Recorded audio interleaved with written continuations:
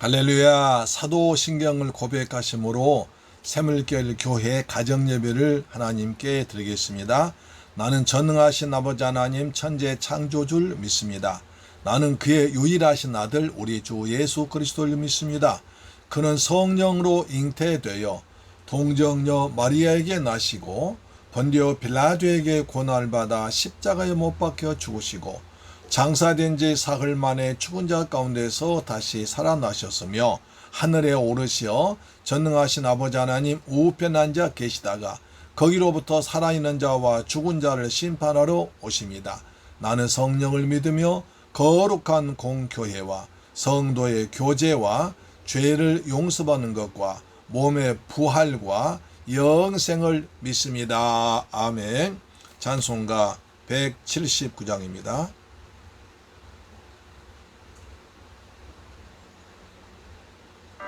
주 예수의 강림이 가까우니 저 천국의 열자 회개하라 하십니다.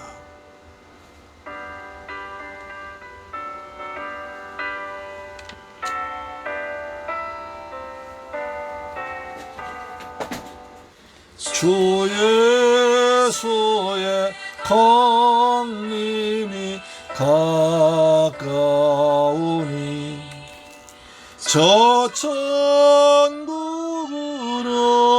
들자 회개하라. 주 성령도 너희를 부르시고 무천사도 나와서 영접하네. 주 예수님 너희를 찾으시니 왜 의심을 하면서 오지 않나. 담당한 어린 양은 죄 많은 자 불러서 구원하네. 아버지,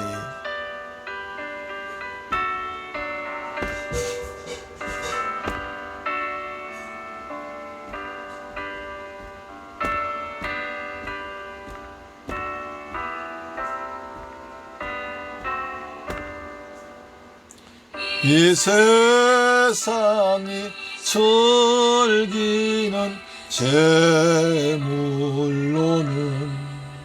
내 근심과 고초를 못 면하리. 다음 줌진 때 위로를 못 얻으며 저 천국에 갈 길도 못 찾으리. 내 아버지 주시는 생명 양식 다 배불리 먹고서 영생하라.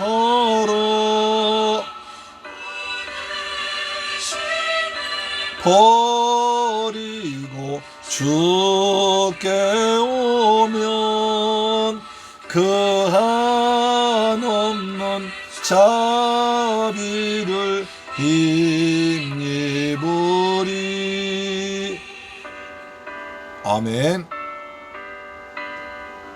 하나님 말씀 보겠습니다. 요한계시록 20장 11절부터 15절 말씀 보겠습니다. 요한계시록 20장 15절부터 11절부터 15절 말씀 보겠습니다.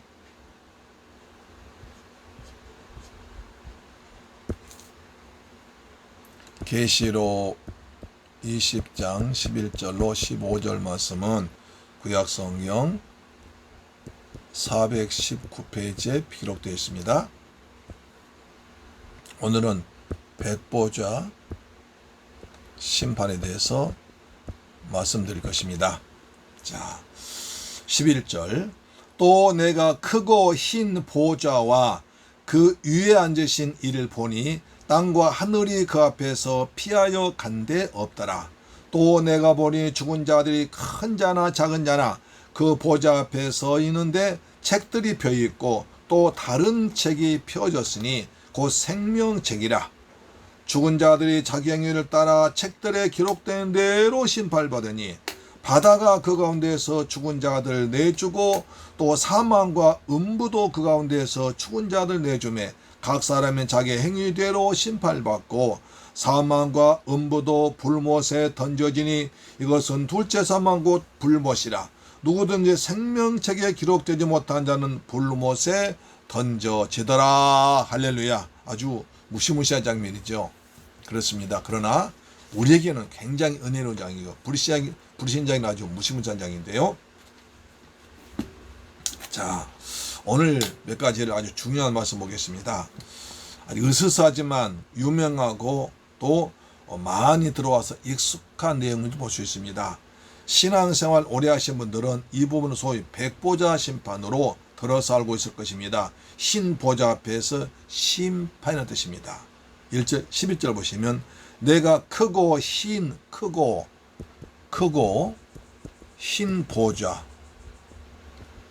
크고 흰 보좌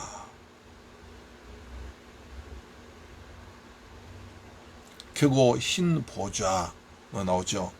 보좌 위에 그 위에 앉으신 이를 보니 땅과 하늘이 그 앞에서 피하여 간데 없더라. 그러니까 크고 흰 보좌. 그래서 이것을 큰 흰 보좌에서 백보자 심판 이렇게 흰 보좌 심판을 좀 한문 섞어서 백보자 심판 그렇게 말들 많이 합니다. 여기에 보좌가 등장합니다. 여러분 요한계시에서 가장 중심 단어가 보좌라고 말씀드렸지 않습니까? 그렇죠? 보좌라는 단어가 굉장히 많이 등장하죠. 이 보좌가 흰색이고 크다고 해서 묘사되어 있습니다.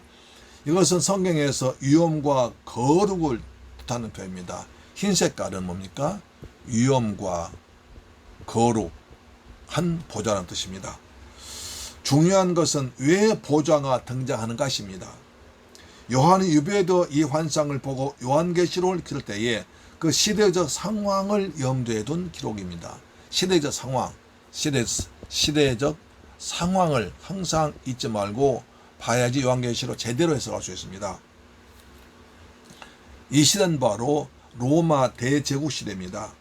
당시에 로마인들뿐 아니라 로마 제국에 편입된 있는 모든 나라 국민들은 거의 전 세계인들은 세계 중심이 로마라는 생각 갖고 있습니다. 그래서 모든 길은 로마로 통한다. 그렇지 않습니까? 로마에서 그 중심은 보좌입니다. 황제가 통치했다는 그 보좌가 세상의 중심 중에도 중심이 있고 이 황제의 보좌는 세 가지의 개념을 갖고 있습니다. 황제 보좌는 세 가지의 개념. 첫째, 세상의 역사와 나라의 모든 통치는 이 보좌로부터 시작된다. 모든 통치는 세상의 모든 통치는 로마 황제의 보좌로부터 시작된다. 했습니다. 이것이 로마인들을 비롯한 세상 사람들이 그 당시 갖고 있던 개념이었습니다. 두 번째, 모든 최종적 심판은 황제 보좌에 있다. 최종 심판. 모든 최종 심판은 황제에 있다. 그래서 사도 바울도 이제 최종적으로 가이사 황제에게 재판 청구한 것입니다. 세상의 모든 최종 심판은 황제에게 있다. 이것이 로마 세계가 가지고 있던 정세입니다. 세 번째, 모든 영광은 로마 황제에게 있다. 모든 영광은 로마 황제에 따라서 로마 황제의 보좌는 그냥 다리 아플 때 앉는 의자 개념이 아니라 세상의 통치와 심판과 영광의 상징이었습니다. 세상의 모든 통치, 모든 심판, 모든 영광은 로마 황제로 그리고 보좌로부터 나온다. 이것이 그 당시 통념이었습니다. 이것을 완전히 뒤엎어버린 것이 그리스도입니다. 그리스도 보좌, 복음입니다.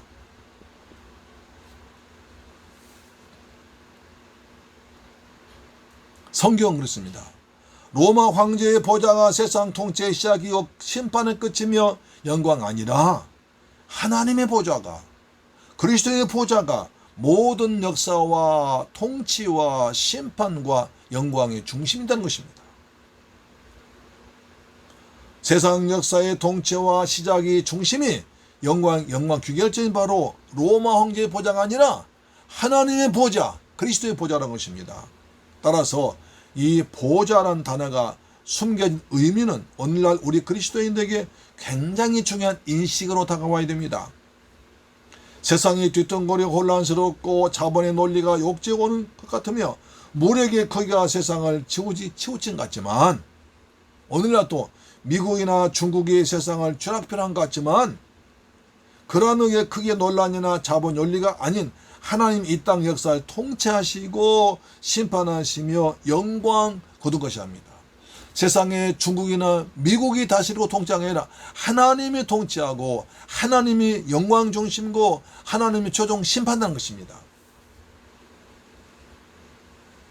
하나님이 이 땅을 역사를 통치하시고 심판하시며 영광 거둔다는 사실, 우리 잊지 말길 축복합니다. 하나님의 보좌가 그렇다는 것입니다. 이 사실을 우리가 가슴마음 보판에 단단히 가지고 굳게 믿고 고백하며 뚜벅뚜벅 걸어가는 신앙이 올바른 신앙인 줄로 믿습니다. 이러한 이유로 요한의 심판 설명하기에 앞서서 하늘의 흰 보좌를 설명한 것입니다. 그리고 온 땅도 천지도 모두가 간되었고 그 앞에 설 자가 없습니다. 온 땅 그렇게 찬란하고 우거지고 아름다운 세상 땅도 다 간 곳이 없습니다. 천지가 간 곳이 없습니다. 그 앞에 설 자가 아무도 없습니다. 자, 계시록 20장 11절 다시 봅니다. 내가 크고 흰 보좌와 그 위에 앉으신 이를 보니 하늘 땅과 하늘이 그 앞에서 피하여 간 데 없더라. 그렇게 지금까지 세상에 충만하던 땅과 하늘이 간 곳이 없다는 것입니다. 사라져버렸습니다. 오직 하나님의 보좌만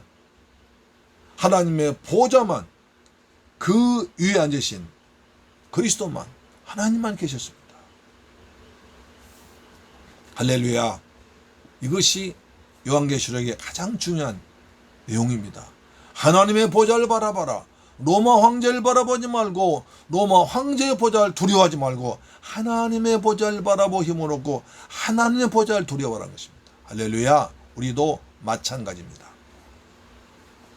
자, 2절 보니까 12절 보니까 또 내가 보니 죽은 자들이 큰 자나 작은 자나 그 보좌 앞에 서 있는데 책들이 펴져 있고 또 다른 책이 펴졌으니 그 생명책이라 죽은 자들이 자기 행위를 따라 책들에 기록된 대로 심판받으니. 할렐루야. 여기서 큰 자나 작은 자라는 표현은 수거입니다. 쉽게 말해서 무론 대수하고 뜻입니다. 어떤 자들은 무론 대수하는가 하면 죽은 자들입니다. 그러면 죽은 자 누구를 가리킵니까? 하시는 보좌 앞에 놓여있는 저 책이란 어떤 책인가? 행위를 따라가는 표현이 있는데 이것이 무슨 말인지 성경 전체를 아울러 봐야 제대로 보는 것입니다. 먼저 죽은 자들 보겠습니다. 성경에서는 그리스도를 영접하여 죽은 자들에 대해서 죽었다고 말하지 않습니다. 그리스도를 영접해서 죽은 자들은 죽었다고 말하지 않습니다.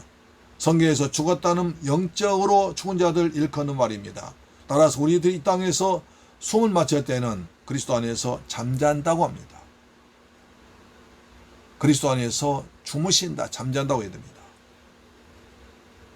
이 땅에서 우리들이 숨 마쳤을 때 이 땅에서 그리스도 안에서 잔다고 말하지 죽었다고 표현하지 않습니다. 성경에서는 우리가 비록 생물학적 죽음은 맞이한다 할지라도 이것을 죽음이라고 말하지 않습니다. 그리스도 안에서 잠들었다고 이야기하는 것입니다. 스데반이 돌에 맞아 죽었는데 잠자더라 말합니다.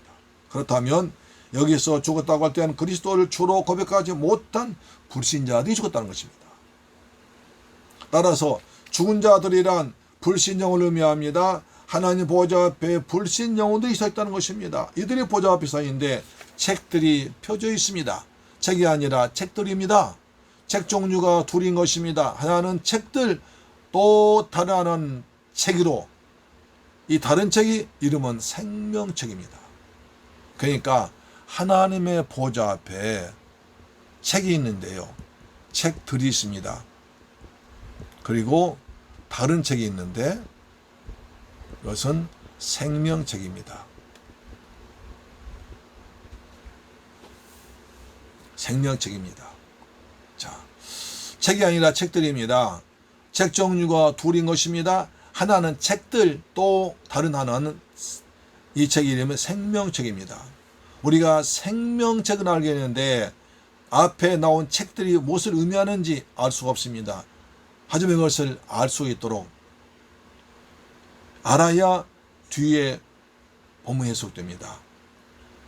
제가 요한계시록 공부할 때 항상 말한 것이 구약을 바탕으로 해서 계시록 공부한다고 그랬습니다. 따라서 이렇게 어려움 생길 때는 구약이 어떻게 기록되는가를 보면 됩니다. 이게 대해서는 다니엘서 7장 9절이 기록되어 있습니다. 다니엘서 7장 9절 보세요. 자, 내가 보니 왕자가 놓이고 옛적부터 항상 계시니가 좌정하셨는데 그의 옷은 희기가 눈 같고 그의 머리털은 깨끗한 양의 털 같고 그의 보좌는 불꽃이요 그의 바퀴는 타오른 불이며 불이 강처럼 흘러 그 앞에서 나오면 그를 섬긴 자는 여기에 왕자가 보좌가 놓이는데 이 왕자의 성삼위 하나님 중 한 분이 앉아 계십니다. 아주 흰옷을 입고 계셔서 흰빛으로 보입니다. 그가 좌정하신 보좌는 불꽃이고 그 바퀴는 타오른 불이며 불이 강처럼 흘러서 그의 보좌로부터 나가고 불이 3번 등장합니다. 이 보좌로부터 생성된 불은 요한계시록에 보면 최종적으로 심판을 받을 자들이 들어가는 불연못입니다. 다니엘이 하나님의 보좌를 이렇게 묘사한 이유가 이 보좌의 성격을 심판을 위한 것을 말한 것입니다. 자, 다니엘서 7장 그 다음 절 10절 보시면 이런 말씀이 있습니다. 다니엘 7장 10절 불이 강처럼 흘러 그 앞에서 나오며 그를 섬기는 자는 천천히요 그 앞에서 모세의 선자는 만만이며 심판을 베푸는데 책들이 펴 놓였더라.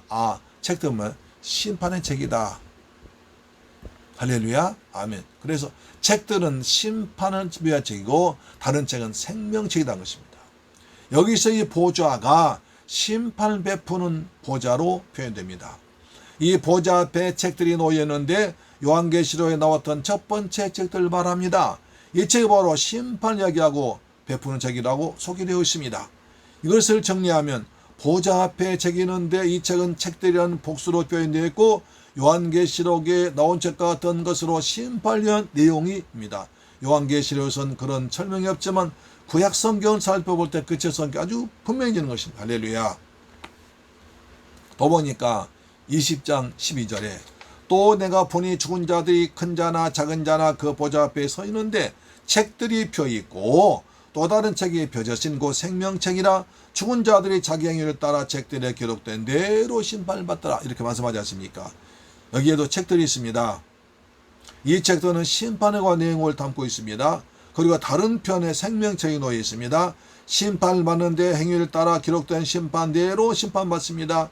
행위를 따라 생명책에 기록되어 있을 수도 있고 한다면 생명책에 기록된 자는 아무도 없습니다. 여기서 말하는 행위는 우리가 통념으로 이해하는 율법이나 열심히 사는 도덕적인 것이 아니라 윤리적인 행위가 아니라 이 행위는 문제라는 것이 어쩌면 이번에 맛이 더 키가 될 것입니다. 이 행위는 뭘 말하겠습니까? 그것은 내일 말씀드리겠습니다. 우리는 이제 백보자 심판이 배웠습니다. 그래서 보좌란 단어가 굉장히 중요합니다. 요한계시록에 보좌란 단어가 많이 나와 있습니다. 요한계시록 4장, 5장 나와 있죠. 4장은 뭘까요? 요한계시록 아마 4장일 겁니다. 4장 보세요.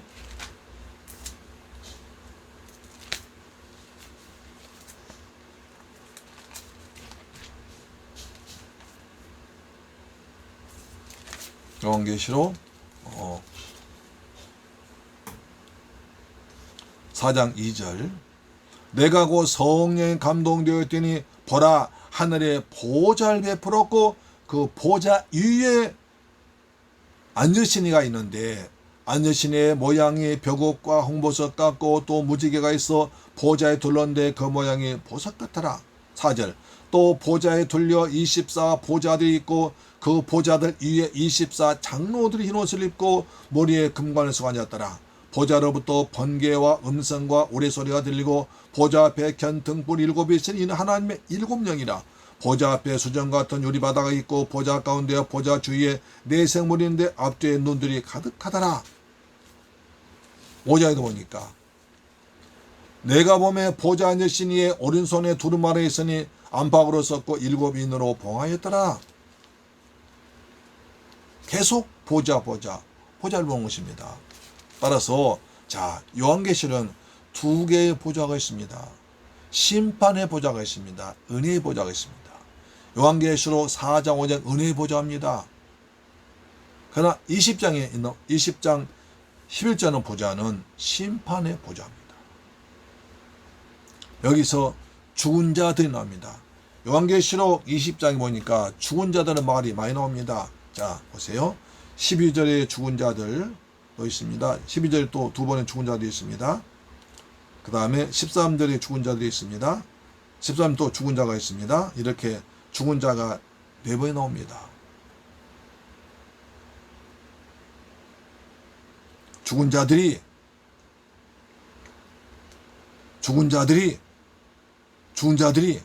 라고 나와 있습니다. 여기서 죽은 자 누구냐? 그리스도를 믿지 않고 영이 죽은 사람들, 심판 받을 자입니다. 책들의 심판책에 기록된 자들입니다. 우리는 생명책에 기록되어 있습니다. 우리는 영생원이 산 자들입니다. 그 당시 보좌는 로마 황제 보좌를 말했습니다. 로마 황제의 보좌는 세상의 모든 통치와 모든 심판과 모든 영광의 보좌가 로마 황제의 보좌였습니다. 그래서 모든 사람들이 로마 황제의 보좌를 바라봤습니다. 보좌로부터 어마어마한 권세가 나왔습니다. 그러나 그리스도인은 그렇지 않았습니다. 그리스도인은 하나님 보좌, 하늘의 보좌를 봅니다. 하늘의 보좌를 바라봤습니다.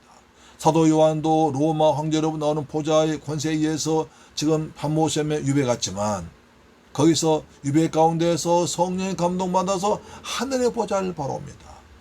그 보좌로부터 은혜의 보좌가 내려옵니다. 은혜의 보좌에서 말씀받습니다. 심판의 보좌를 보고 사도 요한 힘을 얻습니다.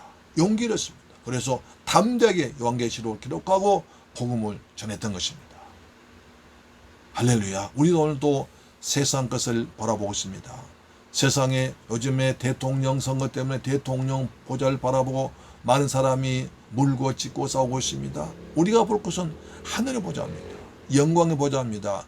은혜의 보좌입니다. 심판의 보좌입니다. 사랑하는 새물교회 가족 여러분, 이 방송 청취자 여러분 어떤 보좌를 바라보고 계십니까? 세상의 보좌를 바라보고 있습니까? 하늘의 보좌, 은혜의 보좌를 바라보고 있습니까? 심판의 보좌를 바라보고 있습니까? 오늘 또 은혜의 보좌를 바라보면 하늘의 은혜의 보좌로부터 우리에게 은혜가 내려옵니다. 성령이 부어집니다. 말씀이 기억납니다. 그리고 하늘의 소망도 있게 됩니다. 할렐루야. 하늘 보좌를 바라보고 은혜의 보좌를 바라보고 믿음의 산 여러분 되기를 주의 이름으로 축원합니다. 날씨가 더울수록 더욱더 은혜의 보좌를 바라보고 심판의 보좌를 우리가 가자는 것이 감사하길 축복합니다.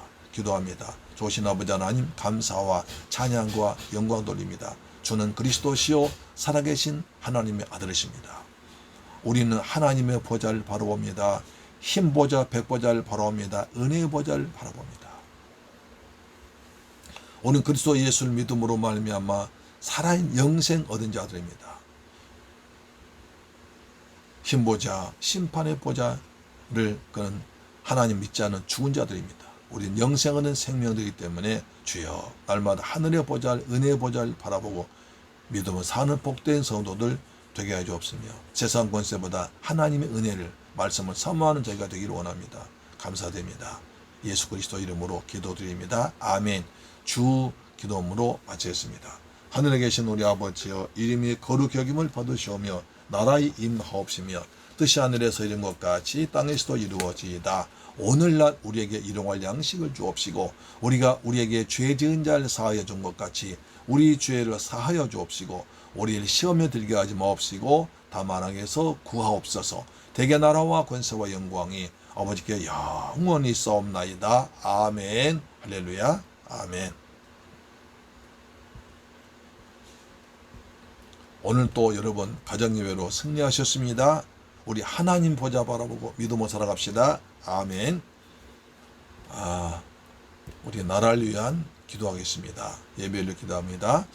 하나님 아버지, 우리나라가 이제 코로나가 점점 이제 줄어지어서 감사합니다. 오늘도 보니까 굉장히 좀 줄어졌더라고요. 내일은 점점 더 줄어져서 우리가 모두 예배 드리는데 또 우리 서민들 살아가는데 정말 자영업자들 그리고 소상공인들 모든 기업들 다 살아가는데 힘듭니다. 하루빨리 우리나라에서 코로나가 종식되도록 하나님 도와주옵소서. 이번 4주간 동안 철저하게 우리가 방역 잘해서 하나님 아버지 대한민국에서 코로나 두려움으로부터 벗어나도록 축복하여 주옵소서. 그리고 여러분 이런 방역하는데 참 고생 많으셨습니다. 날씨도 무더운데 마스크 쓰느라 얼마나 고생하셨습니까? 조금만 더 참고 지냅시다. 하나님께서 은혜를 베풀어 주실 것입니다. 우리 괴로울 때 눈을 들어 주님을 바라보고 하늘 보자 바라보고 힘을 얻길 바랍니다. 기도하겠습니다. 좋으신 아버지 하나님, 감사와 찬양과 영광을 돌려드립니다. 주님, 저희들 사랑하셔서 은혜의 보좌 앞에 놓아서 가정예배 드리게 하심을 고맙고 감사합니다. 날마다 세상 보좌를 바라보고 세상 권세 바라보는 게 아니라 날마다 하나님 바라보고 은혜 받고 성령 충만하도록 인도하여 주옵소서. 가정예배 드리는 가정마다 주께서 하늘 보좌로부터 하나님의 은혜와 축복이 풍성히 임하도록 도우시며 하늘의 평강이 임하도록 역사하여 주시옵기를 원합니다. 아버지가 대한민국을 불쌍히 여겨 주옵소서. 코로나가 더 이상 창궐지 않도록 주께서 막아주심을 감사합니다. 점점 줄어지게 하시고 종식되기를 원합니다. 하나님 아버지 도와주옵소서. 저희 아버지 코로나 때문에 이 무더운 여름에도 마스크를 벗지 못하고 있습니다. 하나님 아버지 예배도 제대로 드리지 못하고 있습니다. 주여 불쌍히 시고 은혜를 더하셔서 우리 모두가 그리스도 안에서 평안 누리도록 인도하시며 코로나 균이 다 사라지고 녹아지고 부서지고 태워지고 그리고 저 멀리 바람이 날아가도록 도와주옵소서. 거룩한 성령의 바람으로 멀리 날아가도록 도와주옵소서. 우리 새물교 성도들 가정의 복을 주옵소서. 직장의 복을 주옵소서. 자녀의 복을 주옵소서. 사업의 복을 주옵소서. 예수 그리스도 이름으로 기도드립니다. 아멘. 내일 뵙겠습니다. 할렐루야.